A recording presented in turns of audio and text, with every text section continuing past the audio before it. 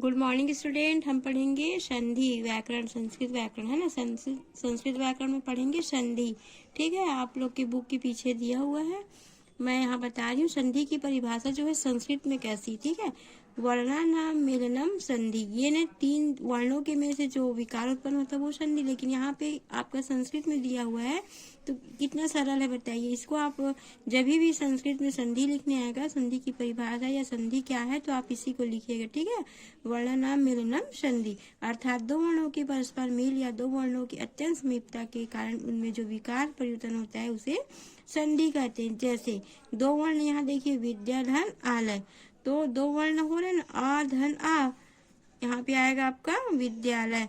तो इसी तरह आपके संधि के जो प्रकार हैं, वैसे तो हम संधि के 3 प्रकार पढ़ते हैं, लेकिन स्वर संधि के प्रकार, व्यंजन स्वर संधि के भी अनेक प्रकार हैं। जैसे स्वर के कितने हो गए हैं आपके 5। यहाँ पे दिया हुआ है संधि के प्रकार। संधि के मुख्य 3 प्रकार की होती है, स्वर संधि, व्यंजन संधि और विसर्ग संधि। लेकिन हम सबसे पहले पढ़ रहे हैं स्वर संधि को। तो स्वर संधि हुआ है जहाँ 2 स्वरों में परस्पर मेल होने से परिवर्तन हो। अब स्वर है मतलब स्वर मिलेगा ही ना उसमें, इसलिए यहाँ पे दिया है कि 2 स्वर जब आपस में मिलते हैं और मिलने के बाद जो परिवर्तन होता है उसे हम क्या कहते हैं, स्वर संधि।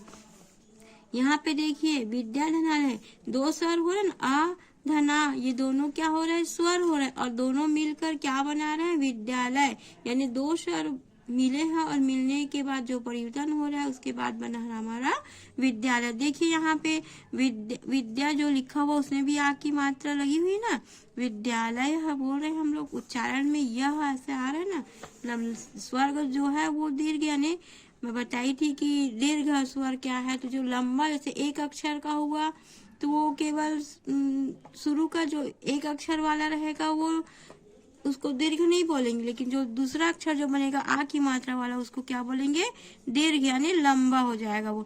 स्वर संधि के प्रकार, स्वर संधि के 8 प्रकार होते हैं। देखिए स्वर संधि, गुण स्वर संधि, वृद्धि स्वर संधि, यण स्वर संधि, अयादी स्वर संधि और पूर्व रूप स्वर संधि और पर रूप स्वर संधि और प्रकृति भाव स्वर संधि। हम हिंदी में तो केवल स्वर में 5 ही संधि पढ़ते, परंतु संस्कृत में हमारे जो स्वर संधि के प्रकार है वो कितने हैं, 8। आपको ऑब्जेक्टिव में पूछा जाएगा कि संधि कितने प्रकार की है स्वर संधि, तो आप लिखिएगा 8 है। ठीक है, तो 8 में हम सबसे पहले पढ़ेंगे दीर्घ स्वर संधि के बारे में। तो दीर्घ स्वर संधि की परिभाषा है आपका, यदि हर्ष या दीर्घ आ ई उ री के बाद क्रमशः हर्ष या दीर्घ आ ई उ री आए तो दोनों मिलकर क्रमशः दीर्घ आ ई उ री हो जाते। मतलब जो शब्द है यदि हर्ष या दीर्घ है उसमें क्या आ रहा है, आ ई उ री के बाद क्या आता है, क्रमशः यानी लाइन से दीर्घ आ जाए, आ ई उ री आए तो क्या होगा, वहां पर दीर्घ स्वर संधि हो जाता है। जैसे कार्य धन आलय यानी कार्यालय, यहाँ पे आप देखो आ गया है ना, और आ के बाद फिर आपका आ गया है, फिर कवि धन इंद्र, तो यहाँ देखिए ई के बाद फिर ई आया है, यहाँ पे बोल रहे ना आई के बाद फिर क्रमशः आई ही आ रहा है, तो क्या बनेगा वहां पर, दीर्घ स्वर संधि। तो आप देखिए यहाँ पे जितने जो वो हुए हैं संधि विच्छेद हुए, देखिए कार्य धन आलय यानी कार्यालय, कवि धन इंद्र यानी कविंद्र, भानुधन उदय यानी भानुदय, और मातृधन ऋणम यानी मातृणम। तो ये आपका दीर्घ स्वर संधि होगा। उसके बाद आपका है गोल स्वर संधि। तो गोल स्वर संधि की परिभाषा, यदि आ के बाद हर्ष या दीर्घ ई उ ली आए तो इनके स्थान पर क्रमशः ए ओ अर अल हो जाते हैं। तो आप इसको पढ़ रहे तो समझ नहीं आएगा, लेकिन आप यहाँ पे देखिएगा तो आ जाएगा।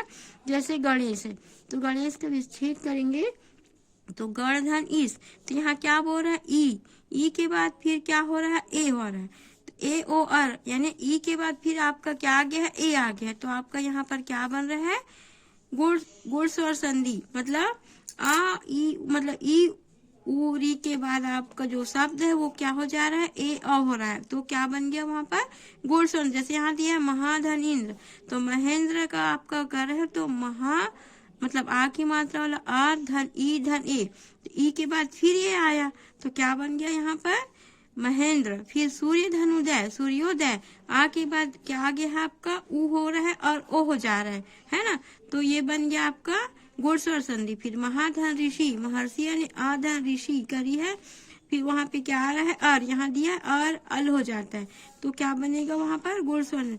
तो धलिकार यानी तो लकार, यानी यहाँ पे आ गया आ धली और यहाँ दिया अल हो जा रहा है तो यहाँ क्या बना गुड़ स्वर संधि। हम आज 2 स्वर संधि पढ़े, दीर्घ स्वर संधि और गुड़ स्वर, और उसके बाद वृद्धि स्वर संधि, यण स्वर संधि हम नेक्स्ट वीडियो में पढ़ेंगे। आज के लिए इतना ही।